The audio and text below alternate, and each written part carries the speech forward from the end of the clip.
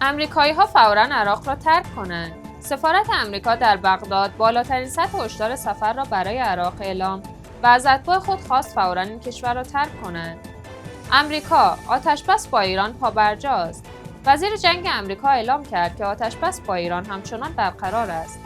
اسپانیا در هیچ اقدامی علیه ایران شرکت نمی‌کند. وزیر خارجه اسپانیا در واکنش به تهدیدها و فشارهای دونالد ترامپ بار دیگر تاکید کرد که کشورش در هیچگونه اقدام یا ائتلاف نظامی علیه ایران مشارکت نخواهد کرد. آبراهام لینکلن به سمت کیوبا می‌رود. دونالد ترامپ اعلام کرده که آمریکا قصد دارد ناو هواپیمابر آبراهام لینکلن را در نزدیکی سواحل کیوبا مستقر کند. اقدام بزرگان محلی برای آشتی افغانستان و پاکستان.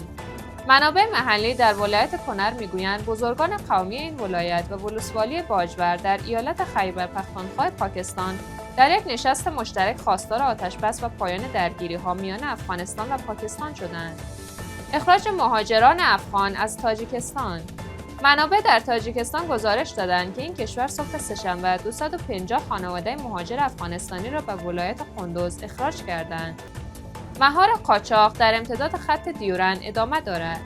وزارت دفاع حکومت طالبان اعلام کرده است که در روزهای اخیر اقدامات جدی و دوامدار برای جلوگیری از قاچاق در امتداد خط دیورن انجام شده است.